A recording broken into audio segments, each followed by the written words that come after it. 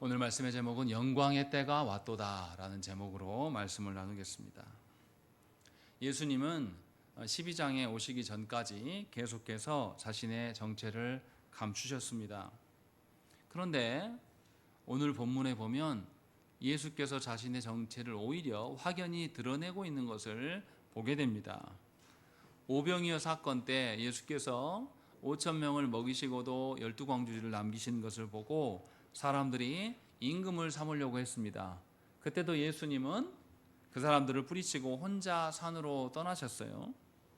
또 예수님의 형제들이 예수님에게 세상에 나타내라고 할 때도 내 때가 아직 아니다 라고 말하면서 자신을 드러내지 않았습니다.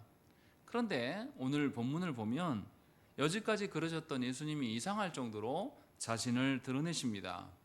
심지어 온 유대인들이 예수를 드러내고 있고 또 바리새인들까지도 온 세상이 예수를 쫓는다 라고 말하면서 뭔가 예수님이 공개적으로 자신을 드러내고 있는 것을 보게 됩니다.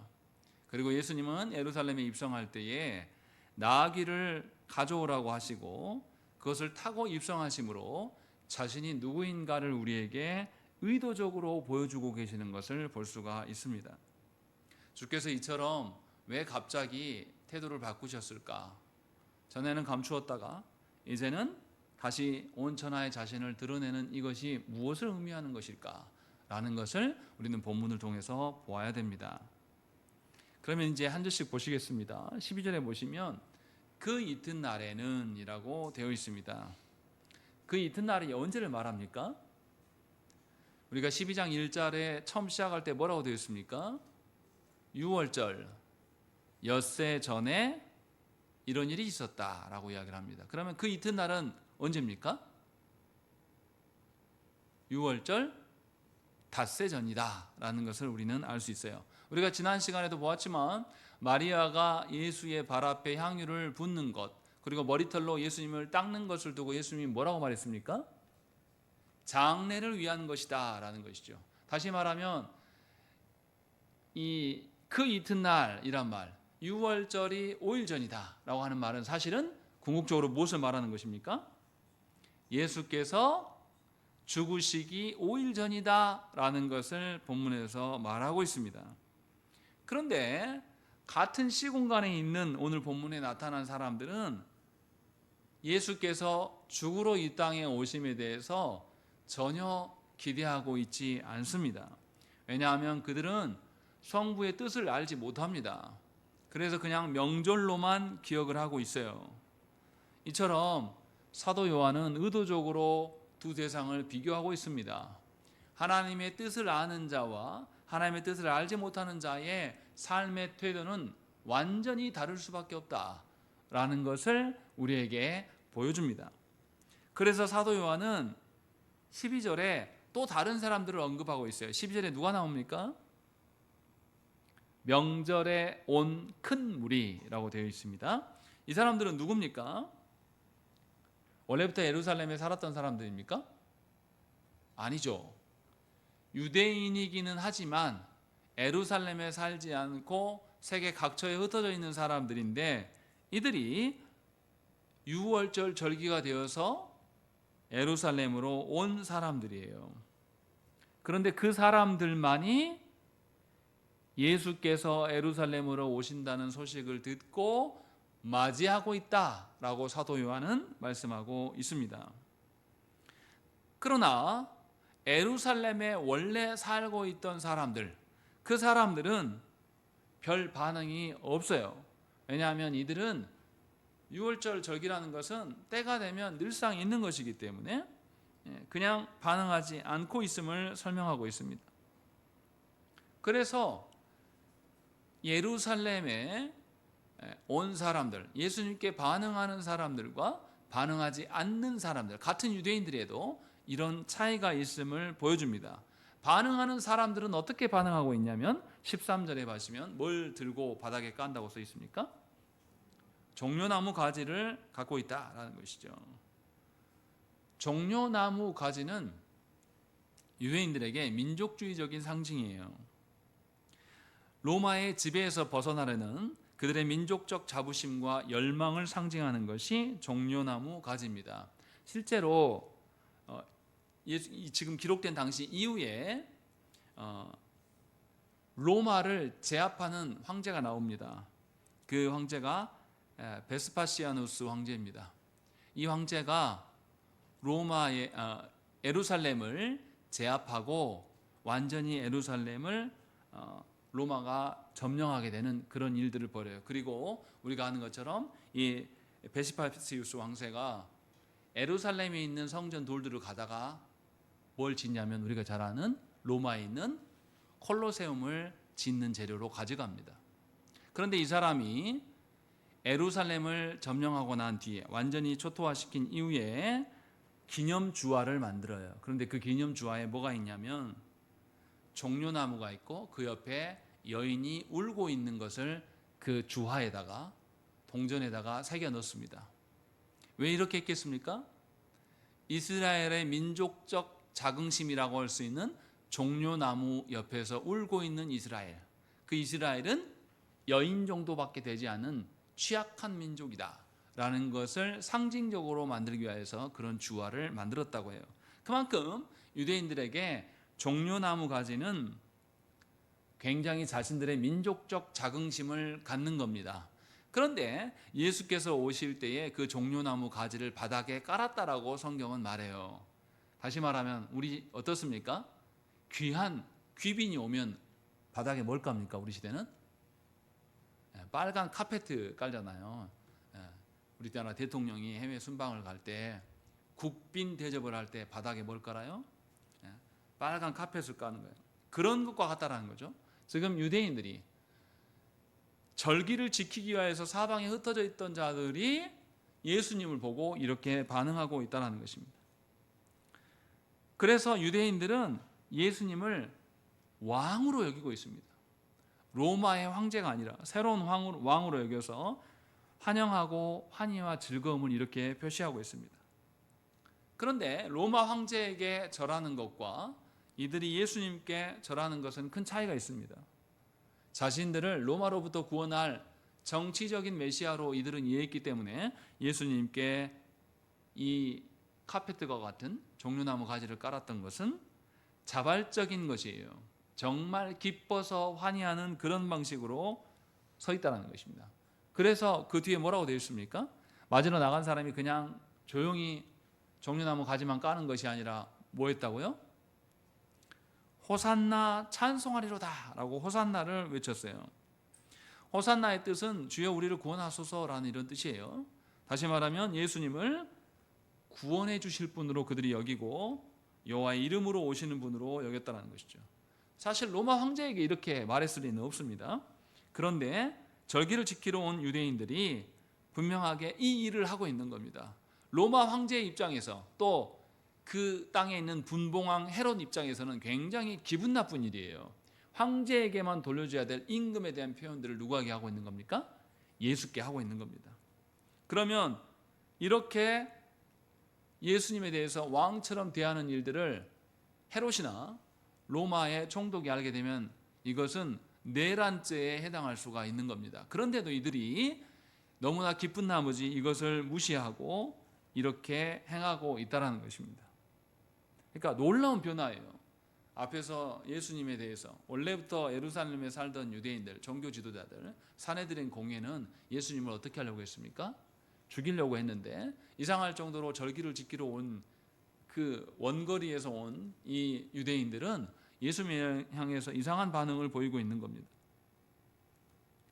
그러나 이들이 보인 반응이 정말로 예수님을 우리의 영혼을 구원하시는 영원한 하나님으로서 하나님의 아들로서 그 왕으로서 여긴 것은 아닙니다.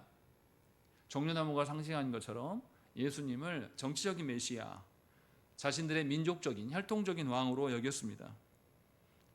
오병이어 사건을 경험했던 사람들이 예수님을 임금을 삼아서 자신들의 먹거리를 해결하려고 했던 것과 동일한 선상에 서 있었다는 것이죠. 그래서 그들은 정치적인 메시아로서 예수님을 기대합니다. 그래서 오늘 본문에서는 호산나, 이스라엘의 왕을 연호하지만 며칠 뒤에는 이들이 뭐라고 말합니까? 예수님을 향하여서 십자가에 매다소서, 십자가에 못 박히게 하소서라고 외치는 자들로 돌변합니다. 이렇게 지금 성경이 무엇인가 군중이 때가 되어서 요동하고 있음을 우리에게 설명하고 있습니다. 우리는 이 때를 잘 봐야 됩니다. 중요한 것은 이들이 예수님을 향하여서 왕처럼 여기는 것은 그들의 분봉왕을 왕으로 여긴다는 소리입니까? 여기지 않는다는 소리입니까? 헤롯은 우리의 왕이 아닙니다라는 것을 전제로 말하고 있는 것이죠. 그래서 사실은 대단한 고백이긴 해요. 왜 이들이 이렇게 반응하고 있을까라는 것을 우리는 생각을 해봐야 됩니다.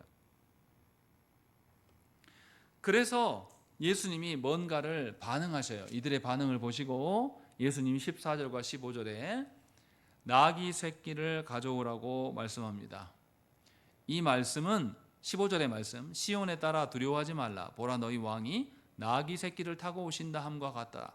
이렇게 말씀하시는 스가랴서 9장 9절의 말씀을 인용하신 것이고, 그 9장의 말씀을, 스가랴서 9장 9절의 말씀을 누가 이루셨다라는 것이죠?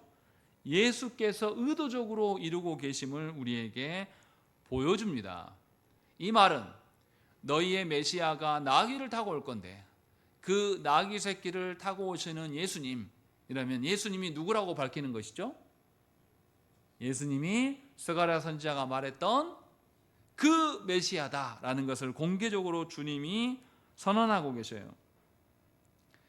이것을 지금 의도적으로 주님이 드러내고 있는 겁니다.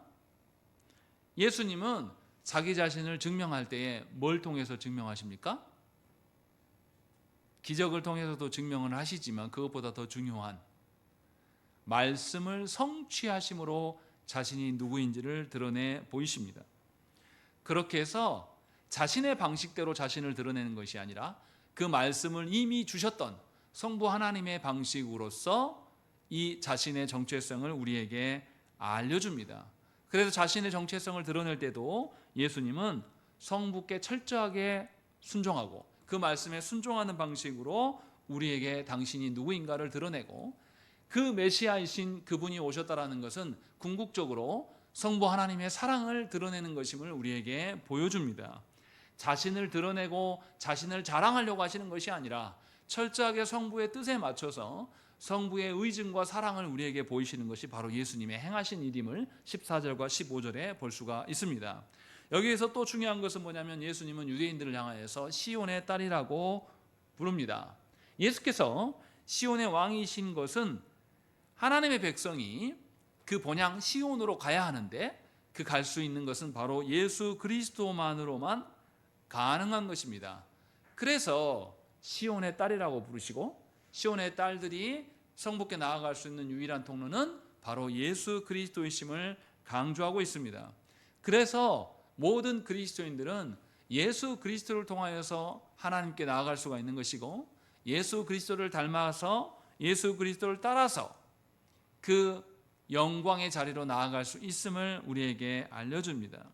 그리고 그 영광은 잠시 있다가 사라지는 것이 아니라 종말 때까지 우리에게 계속 유효한 것임을 주님은 선언하고 계시는 것이에요. 그래서 과거 수백 년 전에 스가랴 선지자가 예언했던 것이 예수님 당시에도 성취되고, 성취된 그 예수님이 영생을 주시는 하나님의 영광을 드러내시는 분이다라는 것을 사도 요한은 우리에게 의도적으로 보여주고 있는 것입니다. 그래서 하나님의 영광에 이르지 못할 것이라는 두려움이 예수님께는 없어요. 말씀대로 성취되는 것이 드러났고 또 그것에 대해서 사람들이 반응하고 있는 것이 여전히 드러나 있어요. 이처럼 예수님께서 우리에게 주시는 그 기쁨과 평강은 잠깐 있다가 사라진다든지 사람들에 의해서 막힘이 있는 그런 것이 아니에요. 오직 예수를 의지하고 예수를 따라가는 자들에게 드러나는 그 막힘 없는 평강, 장애물 없는 그 기쁨, 이것이 우리에게 주어주고 있음을 우리에게 알려줍니다. 그런데 아이러니한 것은 뭐냐면 예수님이 나귀 새끼를 타고 오신다는 것이에요. 누가는 이 나귀를 뭐라고 설명하냐면 아직 한 번도 사람을 태워본 적이 없는 나귀다. 안장도 메어본 적이 없는 나귀 새끼다라고 말씀하고 있습니다. 생각을 해보시오. 여러분들 말 타보신 적 있습니까? 저희가 제주도 갔을 때 우리 애들, 저는 안 타봤어요. 우리 애들 말을 태운 적이 있어요. 근데 어떤 말을 태울까요? 한 번도 사람을 안 태운 말을 저희 애들을 이렇게 딱 태우겠습니까? 말에서 떨어지면 사람 죽기도 하거든요. 그럴 리가 없어요. 말을 태울 때는 훈련이 잘 된 말, 주인에게 순종하고 안정적으로 가는 그런 말에게만 사람을 태웁니다.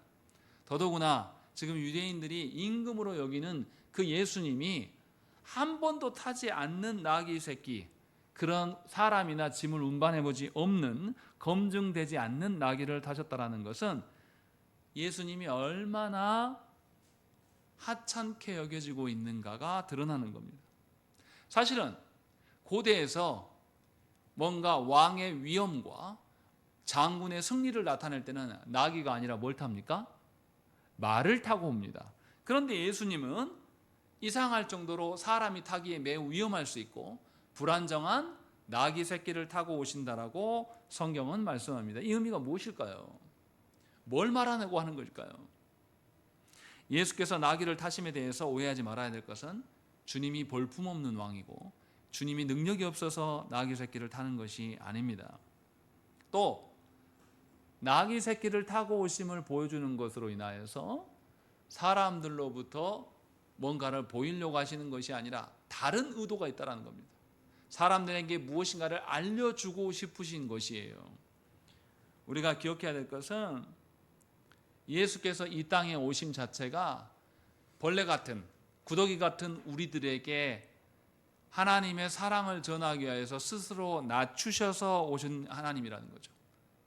그렇게 낮춰서 하찮은 사람들의 수준까지 낮추심으로 우리에게 찾아오신 분이 바로 예수님이십니다. 다시 말하면 예수께서 나귀 새끼를 타고 오심은 주님이 우리를 위하여서 모든 특권을 내려놓고 가장 낮은 곳으로 임하신, 하나님 되심을 포기하시고 가장 천한 곳으로 임하신 성부 하나님의 사랑을 드러내는 그 겸손함이라는 것이죠. 그것이 예수께서 오시는 방식이에요. 예수님은 자기 자신을 드러내고 돋보이고 힘의 논리로 우리를 힘으로 제압하기 위해서 오신 것이 아니라는 것입니다. 겸손하게 오셨다는 것이죠. 그리고 더 중요한 것은 주님이 말 타고 오시지 않았다는 거예요. 이 말은 예수께서 말 타고 오셨단 말, 요한계시록에 보면, 요한계시록 19장에 보면 예수께서 뭘 타고 나타나십니까? 흰 말을 타고 등장하십니다. 그때 예수께서 흰 말을 타고 오셔서 하나님의 공의로 열방을 심판하신다라고 선언해요. 그때의 예수님은 심판의 목적으로 말을 타고 오십니다. 예수께서 다시 오실 때는 우리를 심판하시기에 오신다라는 뜻이에요. 그러나 지금 예수께서 처음 초림으로 오셨을 때는 말이 아니라 나귀를 타고 오셨다는 것이에요. 이것은 전쟁과 심판을 위하여서 오신 하나님이 아니라 잃어버린 어린 양인 이스라엘을 회복시키기 위해서 예수님이 오고 계신다. 그래서 사람들이 호산나라고 부르고 있다라고 성경은 말씀하고 있는 겁니다. 그러니 예수께서 나귀 새끼를 타고 오셨다는 것은 우리의 구원을 위해서 오신 것이고, 구원을 위해서 오신 예수님을 향하여서 사람들이 호산나, 우리를 구원하십시오 라고 말하고 있다고 사도 요한은 우리에게 알려주고 있는 것입니다. 그러니 예수께서 그 오심을 우리는 잘 알아들어야 돼요. 우리의 더러워진 우리의 영혼을, 우리의 전 존재를 깨끗게 하시고 회복하시려고 오신 그 예수님께 나아가서 하나님, 예수님, 저는 세상에서 강력해지고 싶습니다. 저는 세상에서 돈이 많아지고 싶어요. 저는 세상에서 사람들로부터 인기를 구가하고 싶습니다. 이렇게 기도하는 것은 미련한 겁니다. 예수님의 오신 목적을 전혀 알지 못하는 겁니다. 지금 유대인들이 예수님을 호산나라고 이렇게 소리 높여 외치는 이유는 무엇입니까? 이들이 예수님께서 자신들의 영혼을 구원할 자로 오신 것이라고 믿어서 그렇게 하고 있는 겁니까? 아니에요. 예수님을 정치적인 메시아, 로마로부터 우리를 독립시킬 그런 왕으로 여기고 있기 때문에 사실은 이들은 자신들의 의도하지 않은 바를 나타내고 있어요. 그러나 사도 요한은 동시에 무슨 이야기를 하고 있냐면 그들이 의도하지 않았음에도 불구하고 예수께서 이 땅에 뭘로 오셨다? 이들이 뭐라고 예수님 부릅니까? 호산나라고 부른단 말이에요. 우리를 구원하소서라고 이렇게 부르고 있단 말이죠. 이들이 의도하지 않았음에도 불구하고 하나님의 뜻이, 구원의 뜻이 성취되어져 가고 있음을 오늘 본문에서 우리에게 알려줍니다. 그래서 주께서 우리에게 오심은 우리가 무엇을 요구하고 바라고 기대하고 소망해도 그것대로 되지 않는다라고 성경은 말하고 있는 겁니다. 하나님의 뜻대로 되어지는 것이 가장 온당한 것이다. 우리가 순종하지 않아도 그 일은 이루어진다 라는 것을 사도 요한은 계속 이야기를 해요. 그런데 16절을 보십시오. 뭐라고 말씀하고 있습니까? 우리 읽겠습니다. 시작.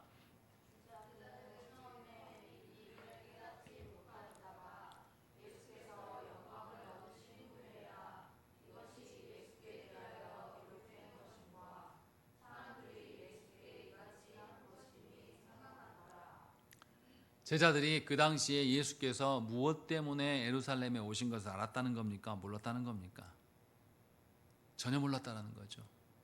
예수께서 자신들을 구원하시기 위하여서 잃어버린 어린 양들을 회복하시기 위하여서 인간의 수준까지 낮추시고 인간 왕도 안 타는 나귀를 타시면서 겸손함으로 오셨음을 이들은 이해하지 못했습니다. 또한 군중들이 호산나를 왜 외치는지 이것이 무엇의 성취인지도 이들은 잘 알지 못했습니다. 생각을 해보세요. 이들은 예수님과 3년의 기간 동안을 동고동락했어요. 그런데 예수님이 자신이 누구인지를 구약의 스가랴서의 말씀을 통해서 드러내고 있단 말이죠. 구약의 많은 선지자들이 오신 메시아를 말하고 있는데 그래서 예수님이 구약의 약속의 사실은 실체예요. 그 실체가 자기들 바로 눈앞에 계시는데도 이들은 알지 못했습니다. 나중에서야 언제 알았다고 이야기를 합니까? 영광을 얻으신 후에야 알았다라고 이야기를 하고 있습니다. 이 말의 의미는 무엇입니까? 예수께서 십자가에 죽으시고 부활하셔서 성부의 보좌 우편에 승천하신 이후에야 알았다라고 이야기를 하고 있는 겁니다. 제자들은 그 전까지 계속 뭐 했습니까? 예수님의 좌편에 누가 앉을까 우편에 누가 앉을까 그 어머니가 와서 치맛바람을 일으키고 또 마리아만이 깨닫고 예수님께 가장 귀한 것을 예수님 발 앞에 쏟을 때에 제자들은 뭐 했습니까? 그녀에게 분노하면서 정죄했어요. 그랬던 자들입니다. 그런데 참으로 안타까운 일은 무엇입니까? 이들이 예수님이 영광 중에 승천하시고 난 이후에 이들이 교회를 이끌어가야 될 리더자들이 된다는 것이에요. 이것이 정말 참혹한 일일 수 있다는 것입니다. 그런데 사도 요한은 거기에 단서를 단 겁니다. 16절에 예수께서 영광을 얻으신 후에는 이들이 깨달았다 깨달지 못했다 이들이 다 깨달았다라고 말씀하고 있는 거예요. 예수께서 영광을 얻으신 이후의 사건이 뭡니까? 예수께서 승천하심에 대한 기록이 어디에 나옵니까? 사도행전 1장에 나와요. 사도행전 2장에는 뭐가 나옵니까? 성령 강림 사건이 나타납니다. 마가의 어머니의 다락방에 제자들이 모여서 기도할 때에 성령께서 역사하시고 그들이 각 나라 말로 복음을 말해요. 그때서야 그들이 깨닫습니다. 예수께서 무엇 때문에 이 땅에 오셨고 어떤 방식으로 성부께 순종하셨고 죽고 부활하셔서 성부께서 영광의 자리로 올리셨는가 라는 것들을 성령께서 오셔서 말씀해 주심으로 말미암아서 깨닫게 돼요. 이처럼 깨달음과 기억을 시키는 사역은 성령의 사역입니다. 그래서 예수님이 죽고 부활하시고 승천하신 이후에 성령께서 오심으로 말미암아서 이들은 깨닫게 되고 교회의 리더자로서 설 수 있게끔 하고 계신다라는 것을 우리에게 말씀합니다. 이 말이 무엇입니까? 하나님 나라의 일들을 이어받을 자들은 그들 자신이 갖고 있는 능력으로 이어가는 자들이 아니라 순전히 삼위 하나님의 역사하심으로 그 일들을 이뤄가는 것임을 우리에게 말씀합니다. 그래서 성령의 사역은 주신 말씀을 깨닫게 하시고 적용케 하시는 것이에요. 그러니까 우리가 우리의 인생을 살아갈 때에 우리는 말씀의 성취를 구하면서 살아가야 되는 것이에요. 예수를 향하여서 예수를 닮아간다는 것은 우리 생각에 어떻게 살아가는 것이 아니라 성령께서 말씀을 가르치신 대로 살아가는 거예요. 그래서 성부의 뜻대로 이루어지는 것을 바라는 것이 교회에 합당한 성도들의 삶의 태도여야 됨을 사도 요한은 이 상황 속에서도 우리에게 말씀하고 있습니다. 그러나 당시에는 아직 때가 되지 않았기 때문에 제자들이 깨닫지를 못해요. 전혀 모릅니다. 그래서 사도 요한은 제자들까지도 알지 못했다. 제자들이 어떤 사람인데요? 예수님과 3년 동안 먹고 자면서 예수님이 행하신 말을 다 보았어요. 또 예수님께서 말씀으로 가르치신 바도 다 들었습니다. 그런데도 이들은 예수님이 무엇 때문에 예루살렘에 입성하시는지를 몰랐습니다. 다시 말하면 하나님의 사명은 하나님께서 성령께서 깨닫게 하실 때만 가능한 겁니다. 여러분들 손에 달려있는 것이 아님을 말씀하고 있어요. 그리고 17절부터 19절의 말씀을 보십시오. 놀랍게도 이상한 일을 말하고 있어요. 예수께서 나귀 새끼를 타고 예루살렘에 입성할 때 호산나 호산나를 외쳤던 자들이 무엇 때문에 예수님이 오시는지를 알지 못했습니다. 그런데도 불구하고 사도 요한은 17절에서 뭘 기록하고 있습니까? 우리 17절 한번 읽겠습니다. 시작.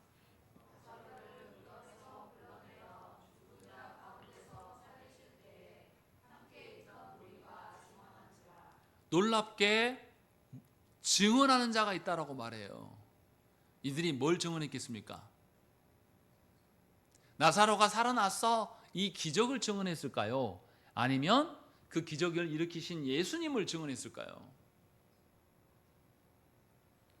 기적일까요? 예수님일까요? 예수님입니다. 이들이 예수님이 누군지를 알고 있어서 말하는 것이 아니에요.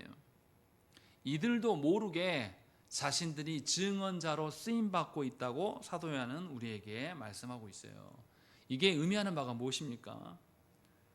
우리는 하나님의 은혜로 성도가 되었습니다. 그런데 우리가 이상할 정도로 하나님의 은혜를 말하고 다니지 않아요. 우리는 성도가 되었음에도 뭐 말하기 좋아합니까? 나 잘된 거, 세상에서 내가 높아진 거, 아니면 우리 자녀가 잘된 거, 이런 거 말하기 좋아해요. 그런데 오늘 본문을 보십시오. 예수께서 죽은 자를 살리신 것을 목도했던 자들이 예수님을 증언하고 있어요. 우리가 증언해야 할 분은 누구입니까? 예수님이십니다. 참으로 우리가 성도된 자들이라면 우리가 이해했든지 이해하지 못했든지 간에 예수님을 증언하는 것 그 자체가 중요한 것을 우리에게 말씀하고 있는 것이죠. 예수께서 우리를 위하여서 구원하기 위하여서 낮아지고 또 자신을 내어주시는 방식으로 우리를 구원하러 오신 분임을 우리가 깨닫고 누린 자라면 우리는 기적을 말할 것이 아니라 예수 그리스도를 말하는 자여야 됨을 성경은 우리에게 말씀합니다. 그런데 이들이 증언하는 것은 위험이 따라요. 당시의 분위기가 어땠습니까? 사내들인 공의에서 예수님을 보면 뭐라 그랬죠? 신고해라. 그 예수를 죽일 거야. 라고 이미 공개적으로 선언된 상황이란 말이죠. 그러니까 이들이 주님을 증언한다는 것은 굉장한 위험을 감수한 일입니다. 그런데도 불구하고 예수님을 향하여서 호산나라고 부를 뿐더러 그 예수님이 바로 죽은 나사로를 살리신 분이다라는 것까지도 증언하고 있어요. 지금 뭘 말하고 있습니까? 당시에 힘이 있는 종교 지도자들이 예수님을 죽이려 하고 예수님을 감추려고 한다고 해서 감춰진다는 것입니까? 감추어지지 않는다는 것입니까? 전혀 감추어지지 않는 것을 사도 요한은 우리에게 말씀합니다. 그래서 19절에도 바리새인들이 뭐라고 고백합니까? 19절에 볼지어다 너희 하는 일이 쓸데없다라고 이야기하는 거죠. 이 바리새인들이 뭐 하고 있었는데요? 예수님을 잡아 죽이려고 모의하고 잡아 죽이려고 유대인들에게 예수를 발견하면 신고해라, 이런 일들을 힘썼지만 다 쓸데없는 일이다 라고 말해요. 오히려 뭐가 중요하다? 보라, 온 세상이 예수님을 따르는도다 라고 말한다. 바리새인들이 자기들이 예수님을 막아보겠다고 애를 썼지만 결국은 온 세상이 예수님을 따르고 있다라는 것을 스스로 고백할 수밖에 없는 환경이 펼쳐지고 있다라는 것을 사도 요한은 우리에게 말씀하고 있어요. 얼마나 놀라운 일입니까? 이들이 예수님께서 예루살렘에 나귀 타고 오심의 그 의미를 알았습니까? 몰랐습니까? 아는 사람이 없어요. 없는데도 불구하고 모든 사람들이 예수님을 따르고 있고 모든 사람들이 예수님 없이는 살 수 없음을 이 분위기로 다 보여주고 있는 겁니다. 이게 무슨 말을 의미합니까? 하나님의 구원은 우리가 이해되지 않는 방식으로 임해도 그대로 이루어질 것이에요. 그렇기 때문에 우리 손에 잡히는 대로, 우리의 판단대로, 우리의 이해하는 수준 정도대로 하나님의 일을 판단할 수가 없음을 우리에게 설명합니다.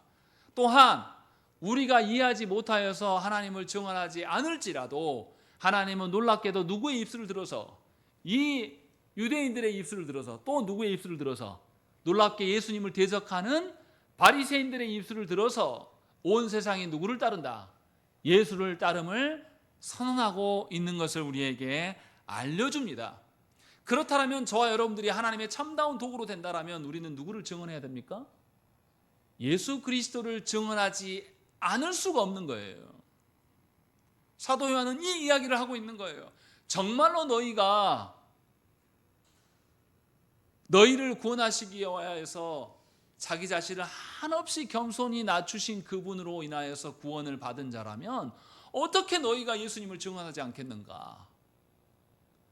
이렇게 구원의 은총을 모르는 자들도 자기도 모르게 다 예수님을 증언하고 있고, 심지어 예수님을 대적하는 바리새인들조차도 자기도 의도하지 않았지만 온 세상이 예수를 따른다라고 고백할 수밖에 없게 만드시는 하나님이 계시는데 그 앞에서 너는 도대체 누구인가? 라는 것을 우리에게 묻고 있습니다. 이것이 놀라운 하나님의 구원의 역사예요. 이것이 놀라운 하나님의 교회를 이루고 가시는 하나님의 방식이라는 겁니다. 그런데 우리는 너무나 어리석고 교만하여서 교회를 세워가는 일을 뭐라고 생각하냐면 말씀의 성취로 보지 않습니다. 조국 교회 목회자들까지도, 설교자들까지도 무슨 이야기를 합니까? 말씀으로만은 안 되더라. 그래서 관계를 이야기하고, 그래서 다른 친교를 이야기하고, 그래서 다른 철학을 말하고, 그래서 다른 상담을 말하고, 그리고 뭔가 문제를 해결해 줘야지만 되는 것처럼 생각하는 사람들이 참으로 많습니다. 그런데 오늘 본문에서 예수님이 오신 목적을 알고 순응하고 따르는 자는 한 사람도 없어요. 제자들까지도 알지 못합니다. 그런데도 놀랍게 예수님께서 왕이심이 확연히 드러납니다. 그런데 더 충격적인 이야기는 20절 이후에요. 20절 읽겠습니다. 시작.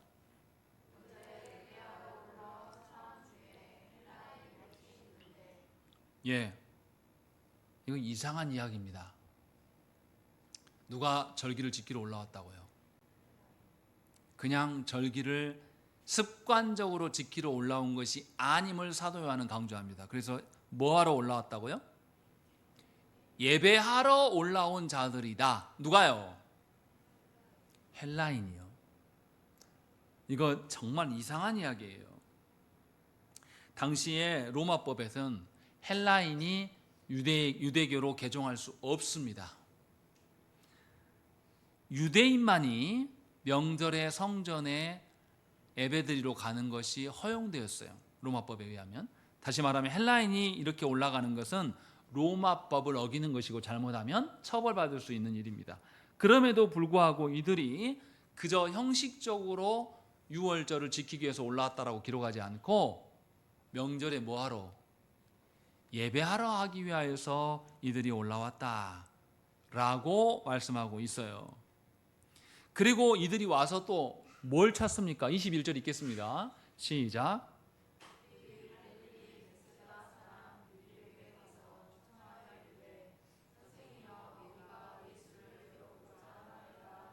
예, 이들 봐보세요. 그냥 예배하러만 올라온 게 아니라 누구를 찾습니까? 놀랍게도 예수님을 배웁기를 원합니다. 이 말의 의미는 무엇입니까? 구원을 위하여서 겸손히 자신을 낮추고 오신 그 예수님이 유대인에게만 아니라 헬라인에게도 구원주 되심을 우리에게 말하고 있는 거예요. 그리고 이 헬라인들은 빌립을 뭐라고 말합니까? 선생님이요 라고 이야기해요. 그리고 예수님 뵙기를 청해요. 무례하게 막 찾아가가지고 야, 예수님 어디 있어? 예수님 어디 있어? 예수님 나 불편한 거 좀 들어줘. 이렇게 말을 안 한단 말이에요. 지금 그러지 않습니까? 우리나라 대통령한테 국민들이 뭐예요?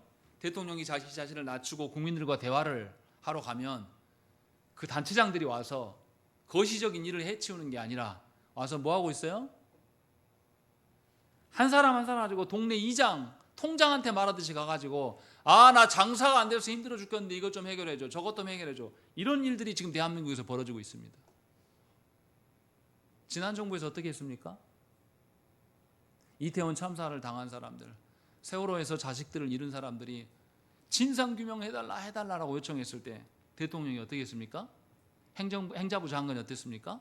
만나주지도 않았어요. 그런데 정부가 바뀌고 나서 말도 안 되는 이야기, 그 높은 대통령이 와서 이야기를 다 들어주고 있습니다.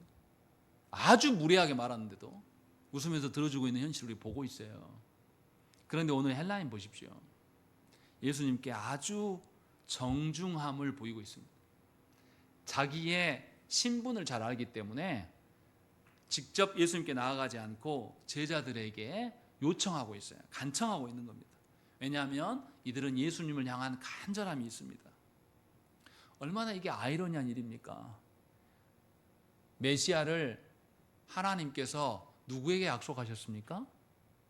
유대인들에게 약속하셨어요. 그것도 한 번만이 아니라 수백 년 동안 말씀을 통해서 선제를 보내셔서 계속 약속하셨습니다. 그런데 유대인들 중에 예수님 알아보는 자가 있습니까? 없어요. 그런데 놀랍게 유대인들이 계취급하는 이 헬라인이 와서 아주 겸손한 태도로 예수님을 찾고 있습니다. 이것은 예수님을 향한 간절함이에요. 이들은 놀랍게도 예수님을 구하고 있습니다. 유대인들 중에 누구 하나도 예수님을 구하지 않아요. 그런데 헬라인들 몇이 예수님을 구합니다.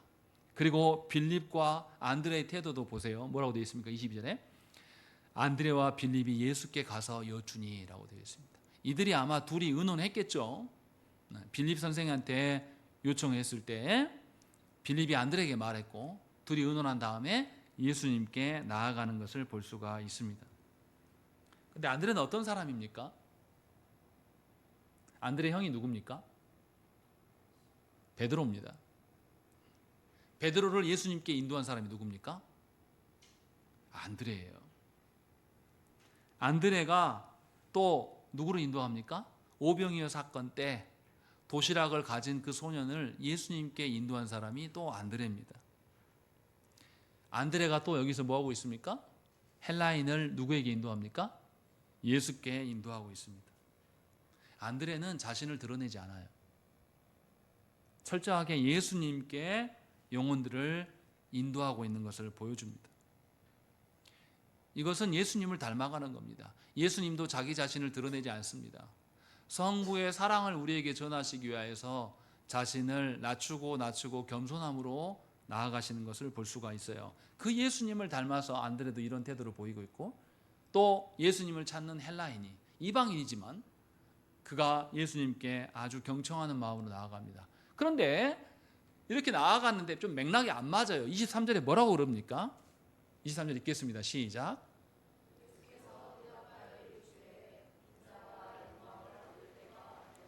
네. 헬라인이 이 정도로 겸손하게 찾아와서 예수님을 구했으면 그 다음 이야기 뭐가 나와야 돼요?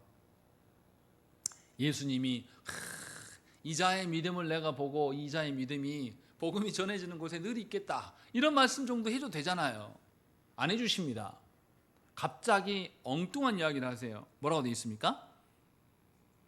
인자가 영광을 얻을 때가 왔다 라고 되어 있습니다. 지금 첫 본문 시작할 때 12절에서 뭐라고 했습니까? 그 이튿날이라고 했어요. 그 의미가 뭐라고요? 예수께서 죽으시기 5일 전이다 라는 거예요. 다시 말하면 뭡니까?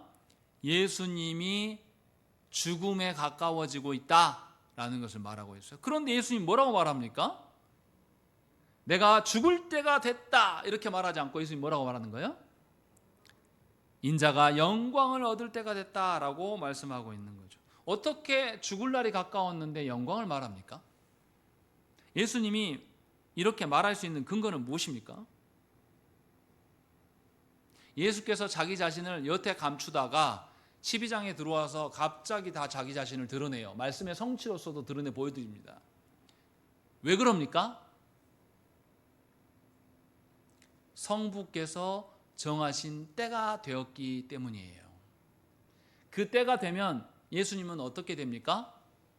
십자가에 죽으셔야 합니다. 그런데 예수님은 그 죽으심을 영광이라고 말씀하고 있어요. 이 말은 하나님의 때를 존중하는 것입니까? 자기의 안위를 존중하는 겁니까?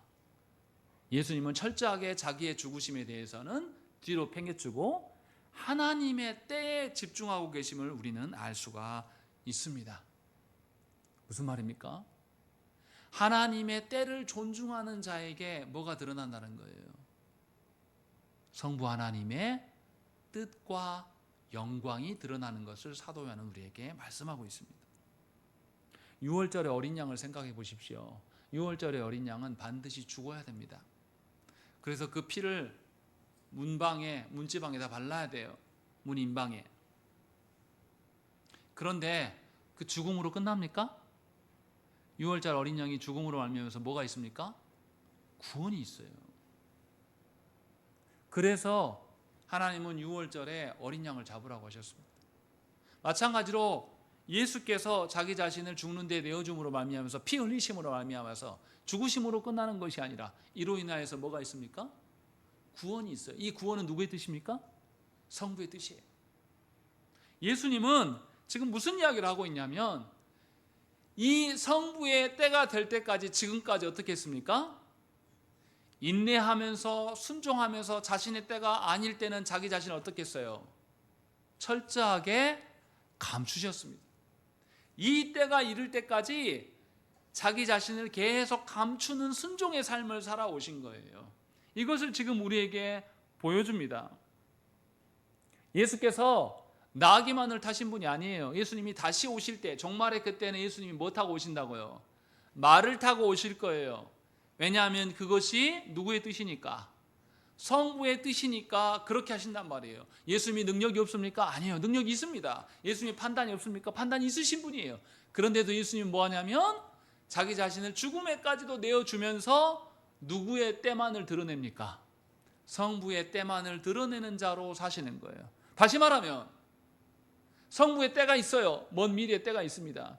그 때가 있는데 주님은 오늘을 어떻게 사신 거예요? 그 때를 위하여서 오늘은 나를 드러내는 때가 아니기 때문에 자기 자신을 감추셨단 말이에요. 다시 말하면 오늘을 어떻게 사신 겁니까?